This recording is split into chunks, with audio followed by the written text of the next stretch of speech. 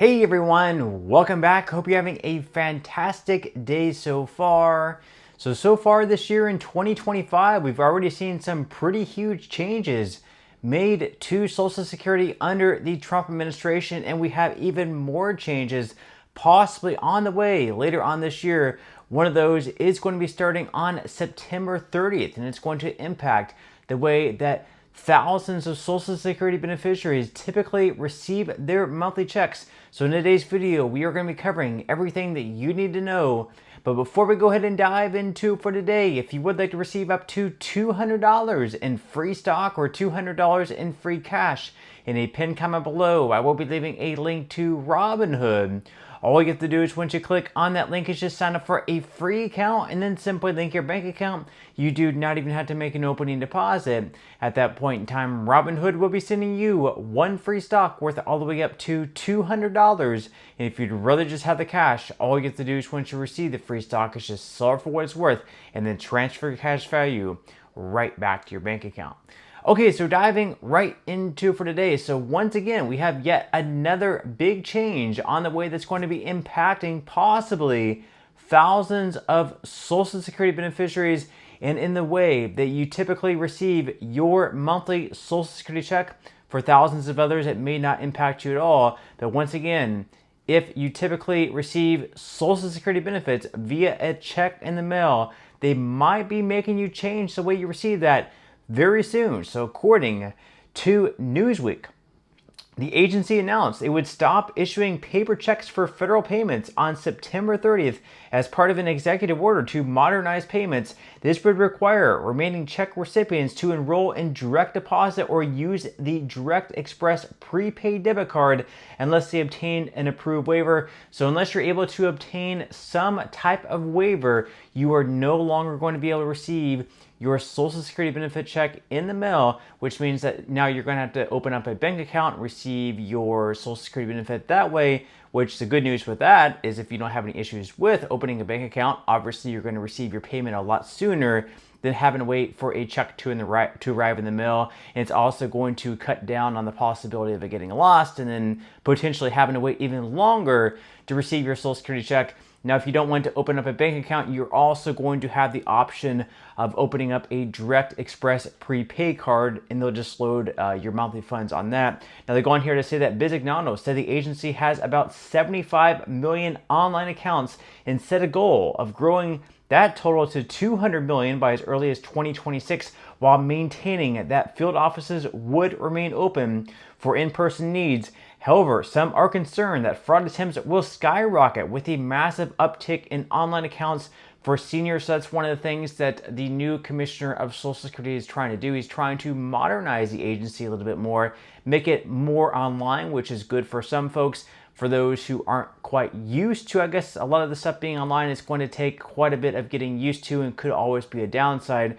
And they also mentioned here that last week the agency announced that Chad Poyce as Chief of Staff and Chief Risk Officer, Karen Glenn as Chief Actuary, Nicholas Perrine as Chief Communications Officer, Jay Ortiz as Acting Chief of Disability Adjudication, and Andy Scribus as Chief of Field Operations. Beneficiaries remain concerned about Social Security payments in the future as long-term trust projections from the Social Security trustees indicate that the Old Age, Survivors, and Disability Insurance Trust Fund reserves will face depletion in the 2033 through 2035 range, possibly even earlier than that. Without legislative changes at that point, recipients who have paid into the system would only get around 20% of their promised benefits. Now, of course, the big issue with that is that today, more than ever, we have fewer younger people working and paying taxes into the system, into the Social Security Trust Fund. And also, at the exact same time, more than ever, we have people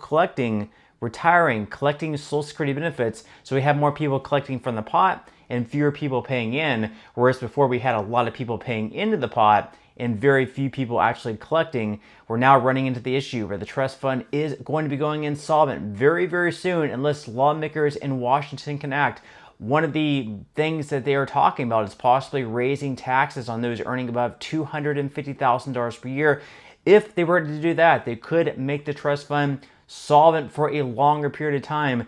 However, Republicans in large part are pretty much against raising taxes, so it's going to be very hard for Democrats to get that past the finish line without working with Republicans and trying to find a middle point. We will have to wait and see what happens.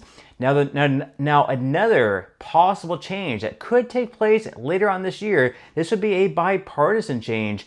That would be to completely eliminate taxes at the federal level on Social Security benefits. This is something that Republicans have been very outspoken on.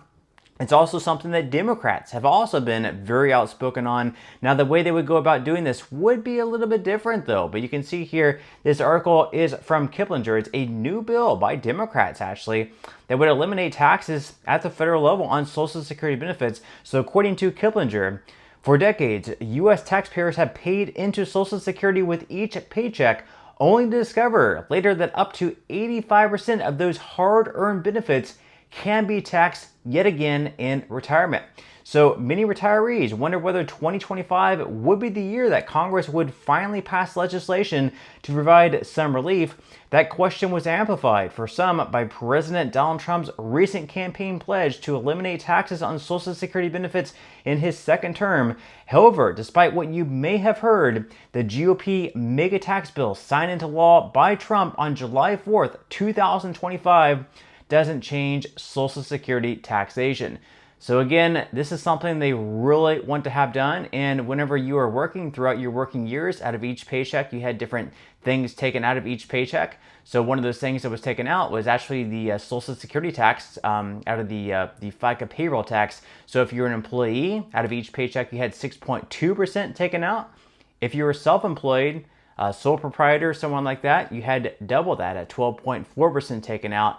So you had this money taken out and put into the trust fund for you to have later on, pretty much it wasn't like your money was actually set aside for the people collecting Social Security at that point in time, but pretty much you were paying into the pot to be guaranteed a chance to also receive Social Security benefits once you reach the minimum retirement age at the age of 62.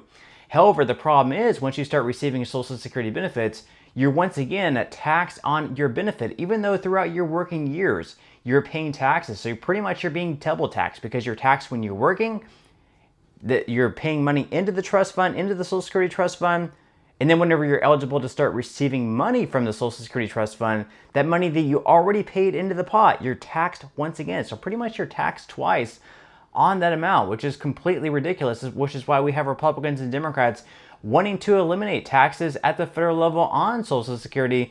Now, as far as the bill, it's called the You Earn It, You Keep It Act. So on September 4th, Senator Ruben Galejo, joined by Representative Angie Craig of Minnesota, who introduced a parallel bill in the U.S. House of Representatives in April, unveiled the You Earned It, You Keep It Act in the U.S. Senate. The bill would permanently abolish federal taxes on Social Security benefits. Unlike prior measures, which would chip away at taxes or raise income brackets, this bill actually calls for a full repeal. And if Congress passes the act this year, taxes on Social Security benefits would end starting in 2026, impacting income tax returns filed in early 2027. Now, to pay for this tax relief and safeguard Social Security's long-term stability, the bill proposes an increase in the Social Security payroll tax wage base, also known as the tax limit. If approved, starting in 2026, all wages above $250,000 per year would be subject to the 6.2% payroll tax, up from this year's $176,100 cap. That means high earners would continue contributing, helping offset the lost revenue from retiree tax cuts and extending the trust fund solvency by decades.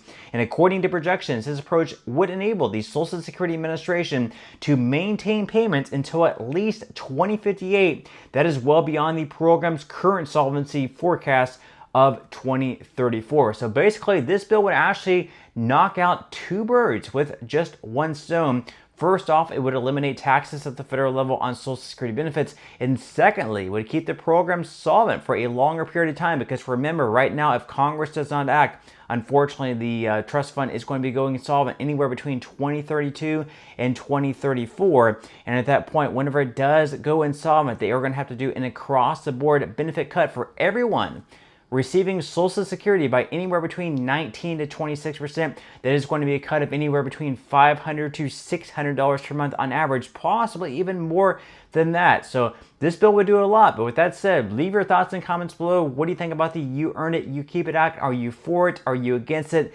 Leave your thoughts and comments below. But that's all we have for today's video, and I will see you in the next one.